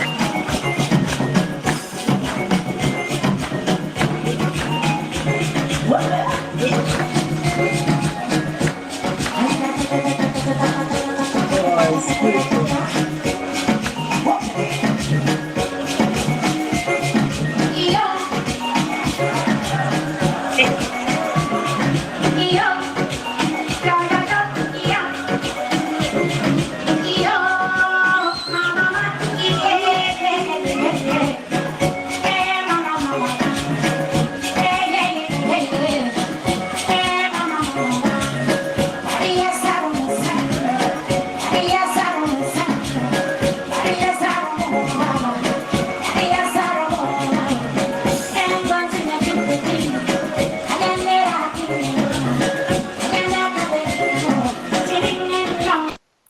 Yeah, so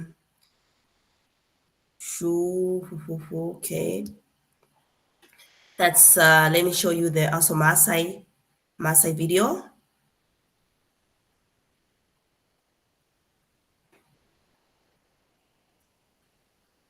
This is Maasai video. I told you they are using their beads.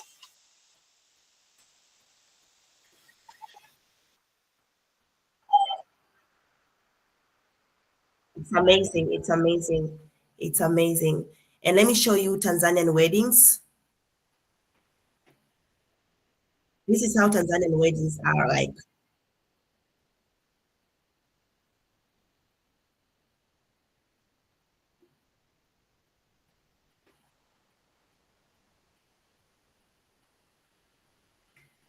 Oh, because of internet, maybe it will take long. Okay. All right, it will take a little longer for the internet.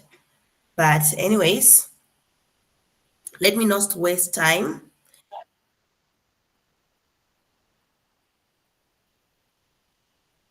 Let me not waste time. So let me invite questions. If you have any question to ask, please ask me a question.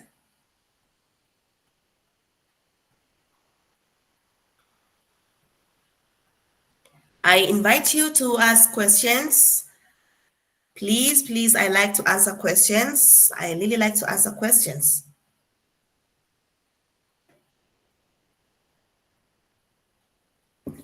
And don't feel shy to ask me a question, please. Just ask me any question that you want. Yeah, we practice English by talking, just voluntarily talking like this. That's how we practice. So yeah, just challenge yourself. Okay, I'm going to ask a question. Welcome. Um, how old are they married? The age of marriage. What is a good time to get married? Aha, okay, yes. Thank you. So normally in my country, it's a little strange because some cultures, they will marry a child when they are very young. Like Maasai people, they will marry a child when they like when you start menstruating. That's the sign that you are ready to be a mother. Like menstruation period. If you start menstruating, they think, oh, she is ready. She has to be married.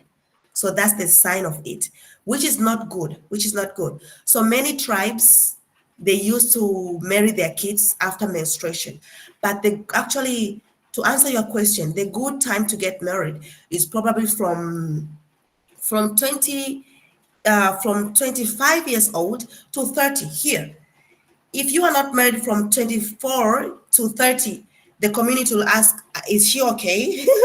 So normally you have to be married like in 24 to 30, somewhere here. It's a good time to marry. Here, like the parents won't have any problem, and the society and the government won't have any problem. But if you exceed 30, also the community, it will pressure you. Oh, you have to be married. Because in my country, marriage is very important. Like it's an important part of their culture. When a child is not married, it will be a shame to the parents.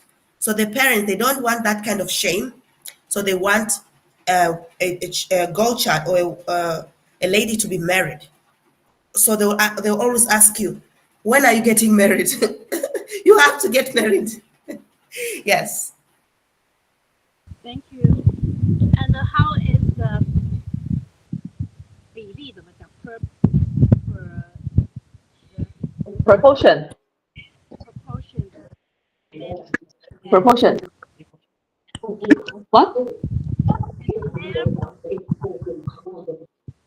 women ratio? We cannot hear you clearly. Can you get your phone closer?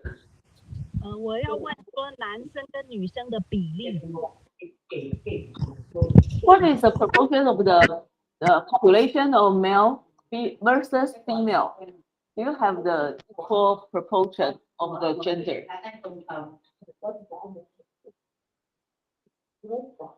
I didn't hear your voice, Benica. Benica, you didn't turn on your microphone. Okay. Females are higher like than men. We have a lot of females, a lot of women. Yeah, from this year's census report, women are higher than men. I think that women are 60 something. Yeah, 60%. Yes, 60%. 60%. Yes. Yeah, Why? and men Because of are the civil wars? no. I don't think we don't have civil wars. We normally don't have civil wars in Tanzania. But I think because or we don't have family planning. We don't have family planning. Like we don't normally use family planning. So like a family will have 10 kids, 9 kids, 6 kids. So it's very likely to have girls always, girls. I don't know if that's the biological reason, but I'll just say like girls are a lot than men. And also we don't really exercise family planning. That's why you see girls they have. Do you have dowry custom? Yes. Yes. We have dowry custom. And when I was married, my husband paid dowry for me. So first, my husband needs to speak to my father, and my father will call my uncles, and my uncles will have a meeting, and they will write down, hey, you need to pay this and this and this and this. And the men will find all the money and pay. And after they pay, they'll get me. Yes. Can we ask what is average amount of money for the dowry? The average maybe 30,000 NTD, 30,000 NTD to 40,000 NTD. That is only if the family it's a middle income. It's a poor family. They won't demand a lot of money. But if you went to like a rich family, it's more money. Or if you want to marry a light-skinned girl, because in Tanzania, you see, I am dark-skinned, but some of us they are like not light-skinned as Americans or whatever, but it's not this kind of dark. It's a little bit light. So if you marry that kind of light girl skin, maybe it's higher. See, you didn't have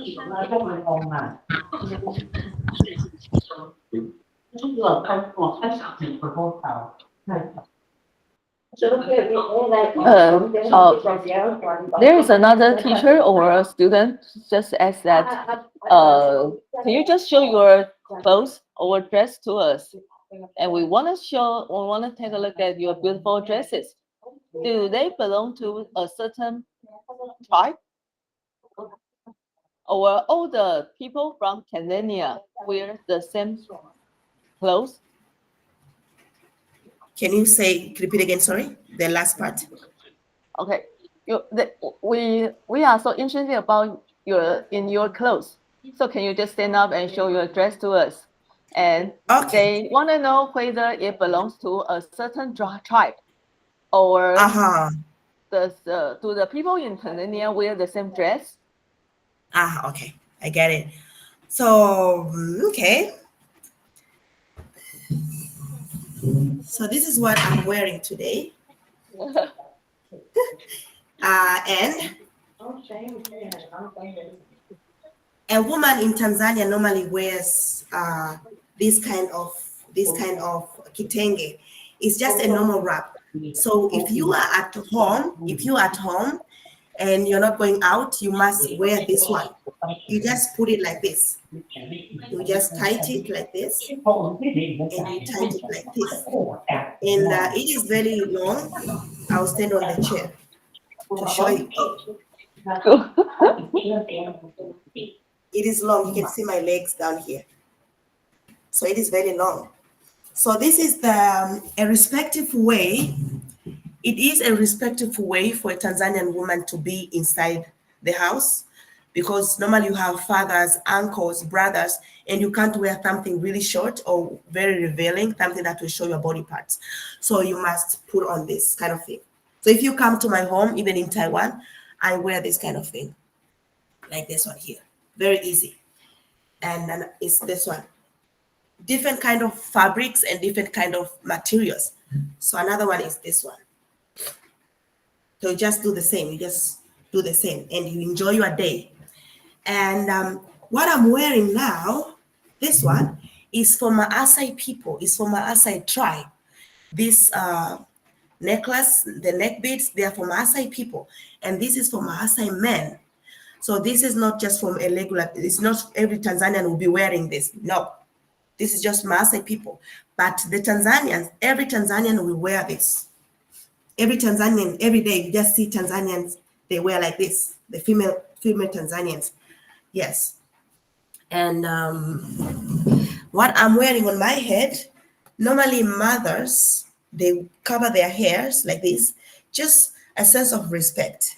They cover their hairs like this, mothers. And I'm going to show you how you tie this one. There are so many ways of tying this head cuff, so many ways. So it really depends of what you want. So it's a separate fabric. And actually I made my hairs, you can see my hairs here. I made my hairs.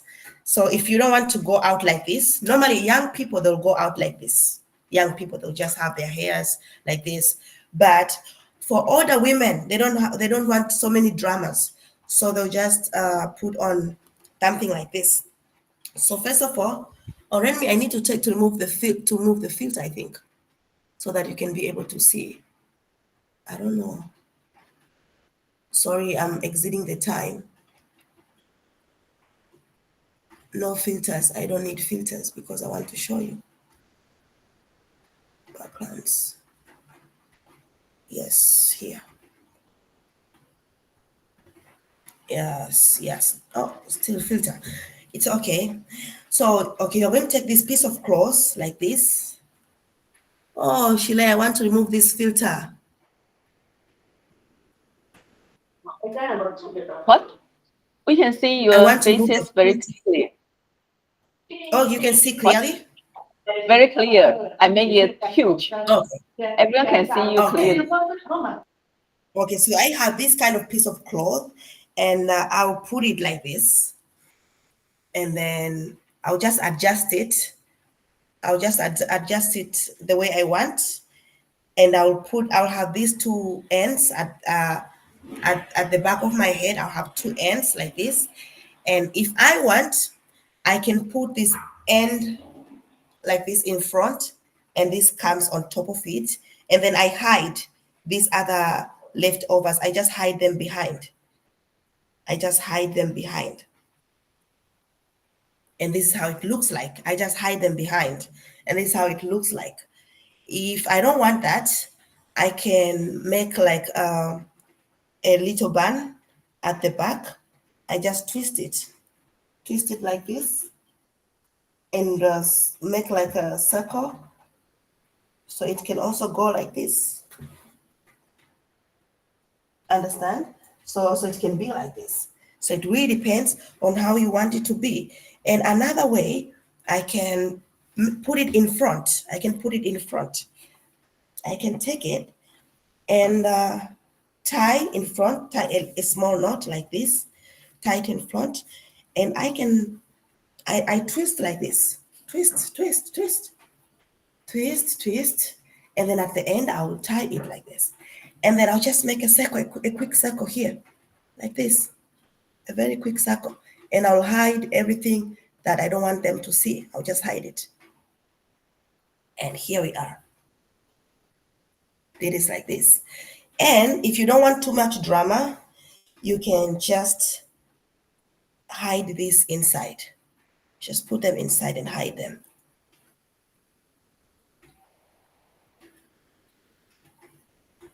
And then it's another style. So all these styles really depends on what you want. So all these styles depend with what you want. And the Islam people, they normally cover their hairs, but they don't do the way Christians cover. For them, they have to get a big one. They will open it a big one like this, and they will cover their whole face because they are not allowed to show their face. So the Muslims will do like this, and they'll find something to pin here. Let me see, I have one here. I do have one here. they'll find something to pin so that it doesn't get out. And this is how Muslim people are. Yeah, so okay, so I finished. Thank you so much. I finished all of the. So interesting. Yeah, and yeah.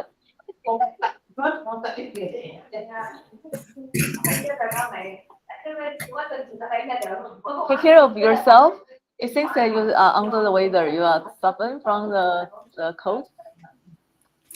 Yeah, it's because of I'm in Taipei and it has been raining a lot. So yeah, so sometimes you cough, but I'm okay. I'm fine.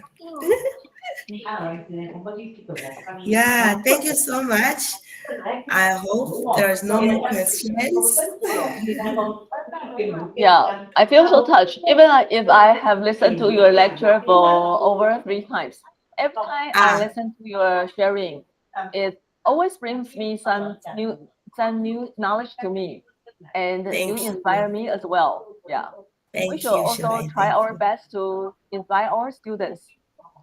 那各位老师、各位同学，很开心今天又在听到 Thank Benica you, 的分享。 Irene. 虽然有点超过时间，可是我觉得很值得，因为老师真的他的语速有够快的，可是我觉得这是一个很真实的一个呈现，然后就是一个纯英文授课的方法。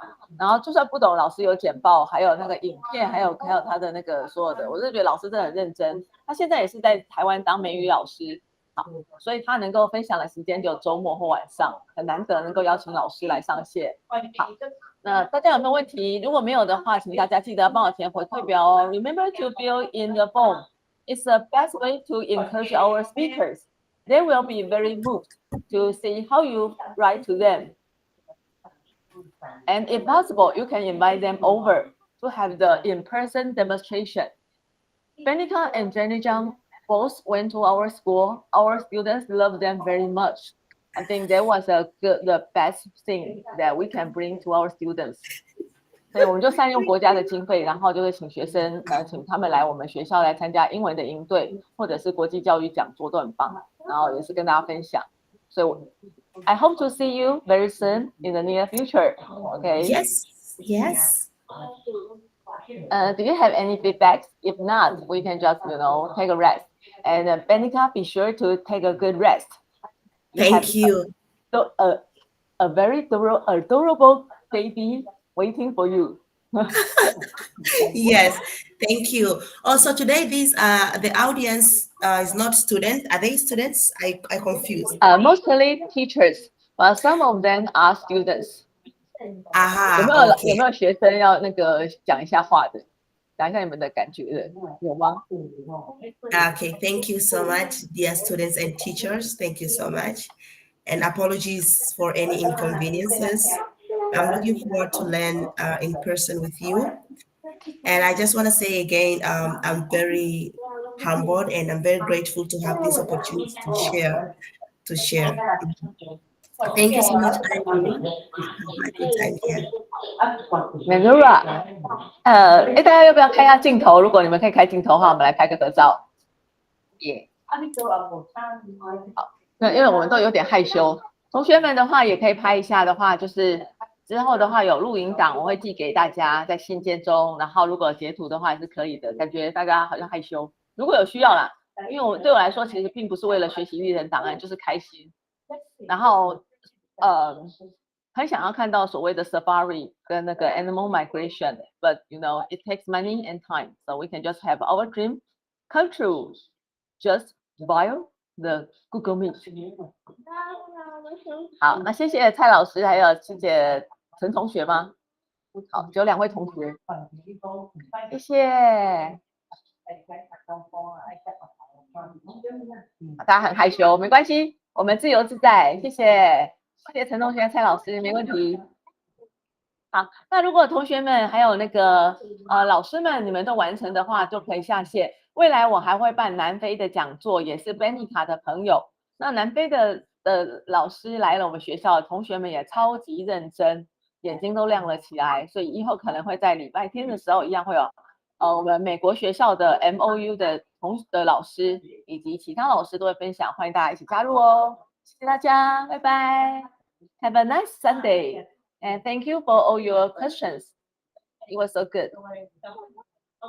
谢谢陈老师，谢谢张老师，谢谢慧君，谢谢佑倩。谢谢 James。